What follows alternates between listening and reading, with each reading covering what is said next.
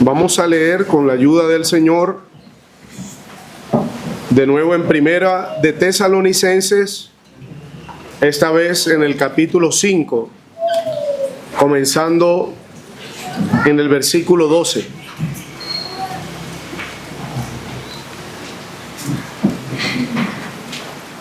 Primera de Tesalonicenses, capítulo 5, versículo 12. Dice así: os rogamos, hermanos, que reconozcáis a los que trabajan entre vosotros y os presiden en el Señor y os amonestan, y que los tengáis en mucha estima y amor por causa de su obra. Tened paz entre vosotros. También os rogamos, hermanos, que amonestéis a los ociosos, que alentéis a los de poco ánimo, que sostengáis a los débiles, que seáis pacientes para con todos. Mirad que ninguno pague a otro mal por mal. Antes, seguid siempre lo bueno, unos para con otros y para con todos. Hasta aquí confiamos en que el Señor ha de prosperar su santa palabra. Amén. Amén. Es llamativa las exhortaciones que encontramos al final de esta carta. Como estábamos escuchando más temprano, esta carta es una de las cartas de el advenimiento. El apóstol quiere informar, y ha venido haciéndolo, en cuanto a ese momento tan especial, tan anhelado por todo creyente: el rapto, el arrebatamiento de la iglesia, la venida de nuestro Señor Jesucristo. Y lo que nos llama la atención es que, finalizando esta carta, él proporciona algunas exhortaciones de carácter práctico. Aprendíamos también temprano que todas estas exhortaciones están relacionadas con la inminencia de la venida del Señor. Entonces, estas prácticas que el apóstol presenta aquí deben marcar la vida de todo creyente que está esperando a su Señor. Y quiero que veamos primeramente, entonces, versículos 12 y 13, tenemos cuál debe ser la actitud de todo creyente con respecto a los ancianos de la asamblea. Versículo 14, tenemos entonces algunas exhortaciones con respecto a algunos creyentes en la asamblea. Creo que el versículo 14 y 15 tiene que ver con actividades que el anciano o los ancianos desempeñan, porque él dice, versículo 14, también os rogamos, hermanos, que amonestéis. Y él ha venido enseñando en el versículo 12 que es una obra de los ancianos amonestar. Entonces creo que versículo 14 son exhortaciones que los ancianos deben practicar en una asamblea. Entonces, versículos 12 y 13, mi actitud hacia los ancianos de la asamblea. Versículo 14 y versículo 15, la actitud de los ancianos hacia los creyentes. Pero el versículo 15 también implica mi relación con todos los demás creyentes. Dice el versículo 15, mirad que ninguno pague a otro mal por mal. Y entonces continúa la exhortación, pero veamos versículos 12 y 13. Es llamativo que comienza con un ruego. Lo ha venido haciendo en el capítulo 4. Y usted y yo sabemos que el apóstol escribía o escribió por inspiración divina. Aprendíamos que él tenía la autoridad para mandar con toda su autoridad apostólica. Pero el apóstol en este ruego y en cada ruego, él apela al corazón de los creyentes. Hay un sentido en el cual ese ruego es un ruego divino, porque sin duda él escribió inspirado por Dios. Entonces Dios nos está llamando nos está tocando el corazón, está llamando como si fuera tocando las fibras del corazón de los creyentes para nuestra relación con los ancianos. Y versículo 12 dice: entonces os rogamos, hermanos, que reconozcáis a los que trabajan entre vosotros. Se dice también que ellos presiden en el Señor y os amonestan. Tres cosas respecto a los ancianos. Primeramente, que reconozcáis. Hermanos, nosotros somos dados a siempre buscar la mancha. No hay ningún anciano que sea perfecto. Y probablemente usted asiente conmigo al conocer a alguno en su asamblea. Pero miren, esta debe ser la actitud de todos los creyentes hacia cada anciano en la asamblea. El sentido de reconocer es mostrar respeto. Dice, hay otra escritura que tiene que ver con señalar con el dedo. Pero dice también que ellos trabajan entre vosotros. Y esta palabra trabajan es que trabajan hasta estar cansados. Trabajar hasta estar extenuados. Y hermanos, como dije hace un momento, no somos dados a reconocer. Estamos conscientes que hay ancianos que tienen sus particularidades. Decía un hermano en las reuniones antes de la conferencia que ancianos difíciles de soportar. Pero miren, hermanos, esos ancianos, el Señor los utiliza para formar nuestro carácter. A veces se les va la mano y ellos van a dar cuenta, pero Dios los permite para formar su carácter y el mío. Uno puede pensar, por ejemplo, en José, el hijo de Jacob, y sus hermanos mayores, con aquella envidia y aquella actitud malsana, malintencionada hacia José. El Señor lo permitió. Ellos dieron cuenta por eso. Pero el hombre que llegó a ser José en el trono de Egipto recibió mucho bien del maltrato de sus hermanos. Así que, hermanos, no, gracias al Señor, es la primera conferencia que vengo a Mérida. Y probablemente hay algún creyente aquí que esté con una lucha en su corazón por algún anciano, por el trato que recibe. Pero, hermano, el Señor levantó esos hombres. Ellos van a dar cuenta al Señor, pero mi actitud debe ser reconocerles, respetarles. Pero dice también el versículo 12, no solamente ellos trabajan entre vosotros, y dice también, y os presiden en el Señor. Y esta palabra presidir es ir delante.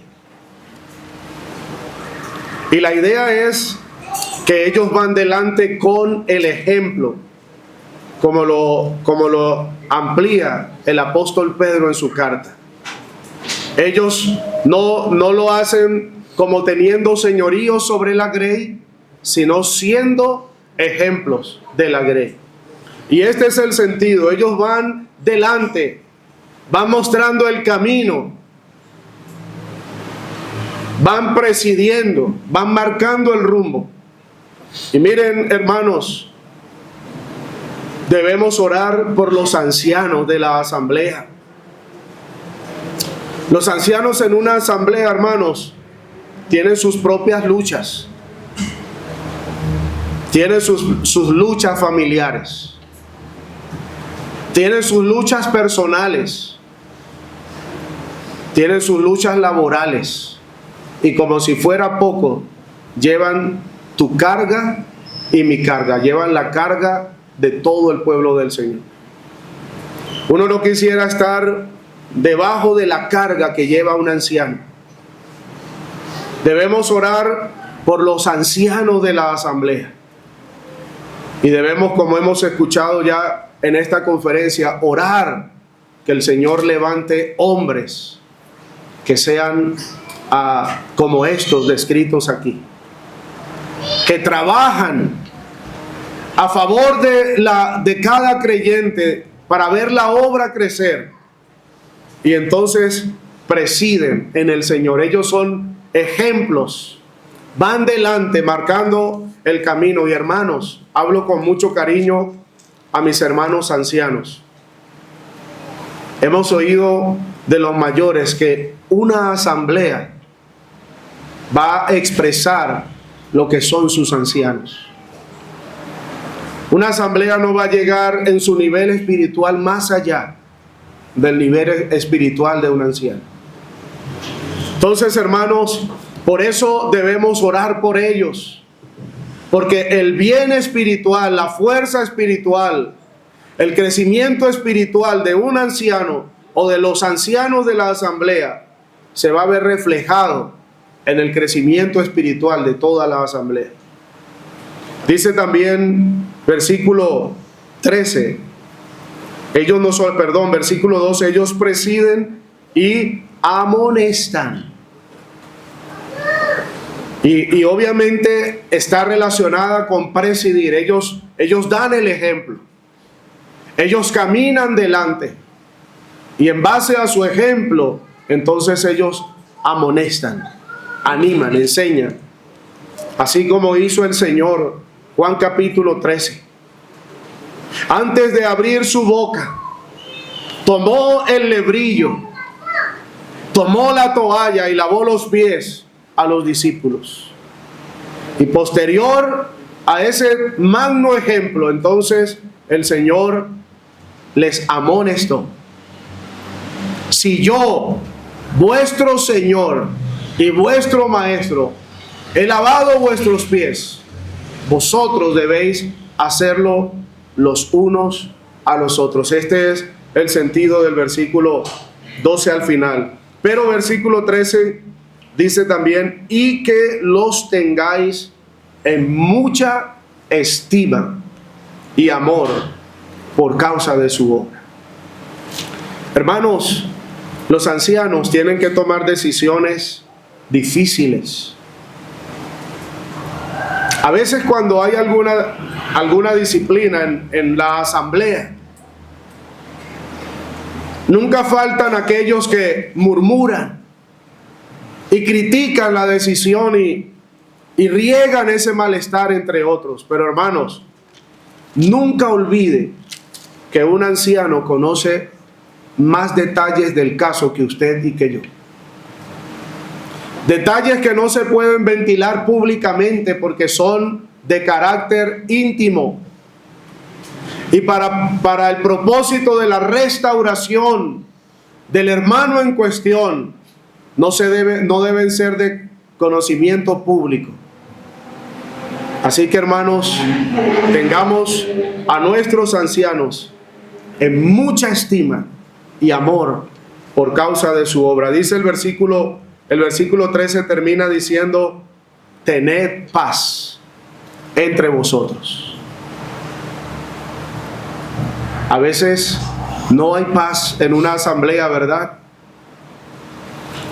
Pero tantas veces, hermanos, la falta de paz en una asamblea se debe a que no estamos respetando, valorando, apreciando y poniéndonos en los zapatos de los ancianos.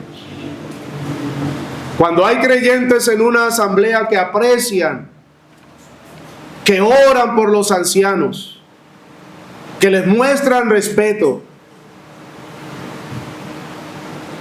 va a haber paz en la asamblea. Ahora, no quiere decir que todo lo que el anciano o los ancianos digan debemos seguirlo en la medida que no sea bíblico. Hay maneras de hacerlo. No hay que hacer una disensión, no hay que hacer un escándalo. Respetuosamente, nunca busque personas que piensen como usted. Si usted disiente de la decisión de los ancianos, usted solito vaya con ellos, reúnase con ellos y abra el libro con ellos, pero no busque otros que piensen como usted, porque cuando uno busca a otros para enfrentar a los ancianos, corre el peligro de estar formando una división. Entonces, hermanos, tened paz. Este es el ambiente de una asamblea donde los creyentes están anhelando, amando la venida del Señor. Pero tenemos en versículos 14 por lo menos 3 exhortaciones, también muy llamativa. Versículo 14 dice: también os rogamos. Entonces, tan necesario, tan vital para el desempeño de una asamblea, lo anterior, como entonces lo que sigue en el versículo 14. También os rogamos, hermanos, que amonestéis a los ociosos. Tenemos aquí entonces permítame sugerir 3 tipos de creyentes distintos. Versículo 14, los ociosos. Sigue diciendo que alentéis a los de poco ánimo y que sostengáis a los débiles. Ahora, hermanos, fíjese que no todos los creyentes necesitan el mismo trato. Cada uno de estos creyentes necesita un trato particular. Y los hermanos ancianos que aman la grey y que son diligentes en conocer el estado de sus ovejas, tienen la sensibilidad para conocer qué necesita cada creyente. Entonces, fijémonos la primera exhortación. También os rogamos, hermanos, que amonestéis a los ociosos. Y esta palabra amonestar en este contexto tiene el sentido de una exhortación con cariño, pero autoridad. Y los ociosos aquí son aquellos que no quieren trabajar. ¿Qué necesita un ocioso? Un llamado de atención. A mí me impresiona, hermanos, las ocasiones en que el Señor exhortó a los discípulos. Me impresionan varias cosas. Se pueden contar con los dedos de una mano. Pasó más tiempo enseñándoles. Pasó más tiempo dándoles ejemplo. Pero fue necesario exhortarles. Lucas 21, oh insensatos y tardos de corazón para creer todo lo que los profetas han dicho. Hay ocasiones que se requiere, pero cuidado, hermanos, a veces como que hay más exhortación de la que debería. Si hay más enseñanza, si hay ejemplo con la enseñanza, va a ser menos necesario amonestar. Pero versículo 14, los ociosos, estos eran creyentes, hermanos.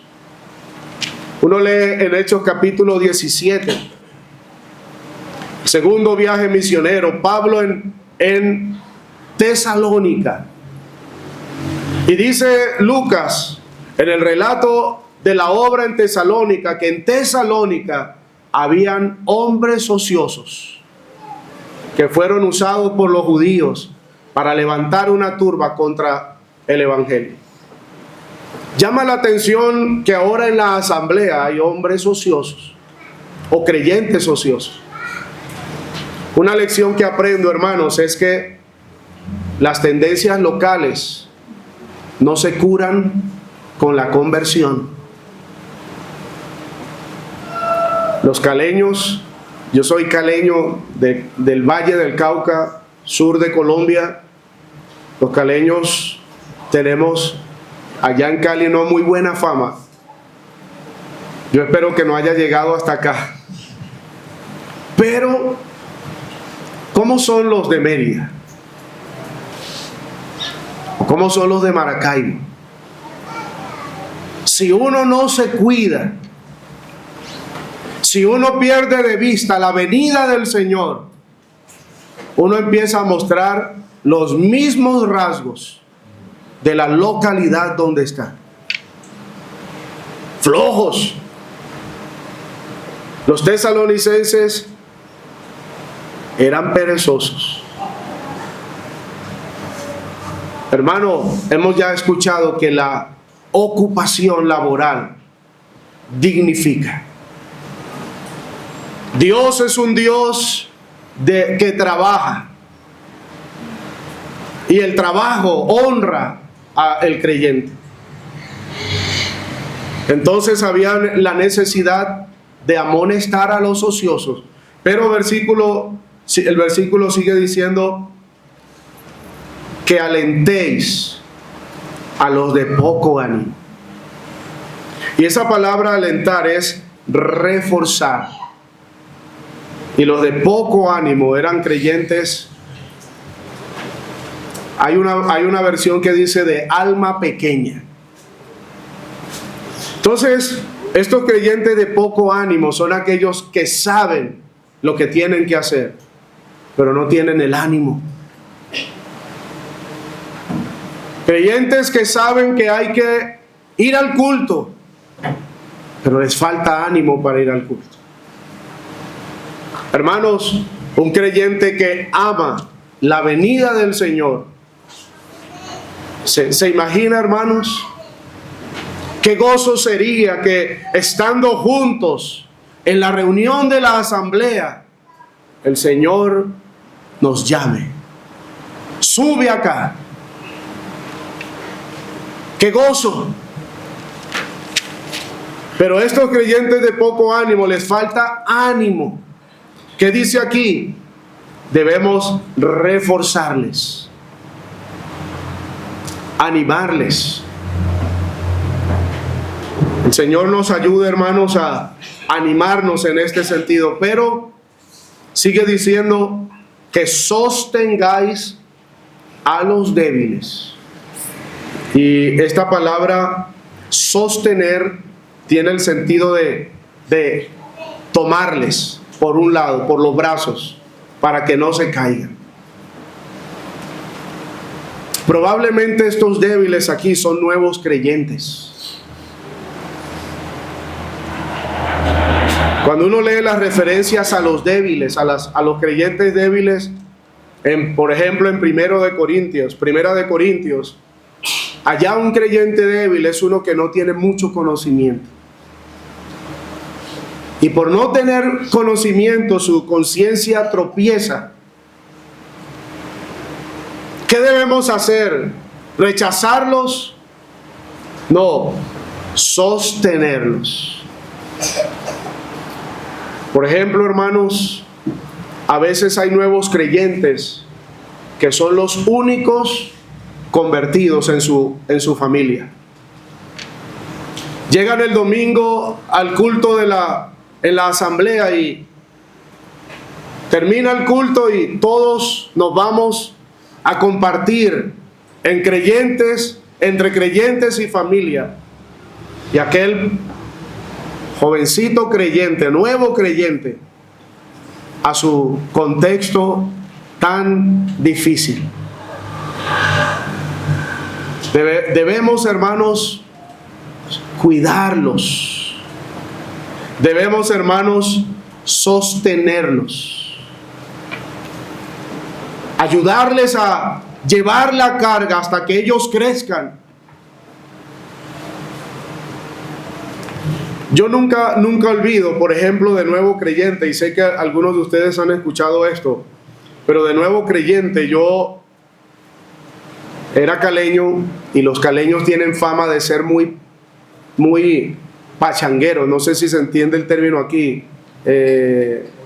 Bochincheros. En Colombia bochinche es chisme, pero acá es bulla, alegría, sin control.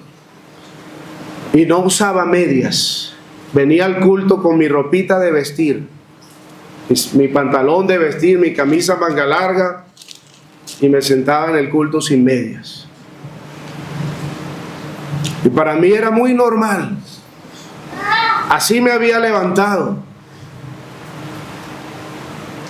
Y un domingo un querido hermano se me acercó con una bolsita y me dijo: mira, esto es para ti.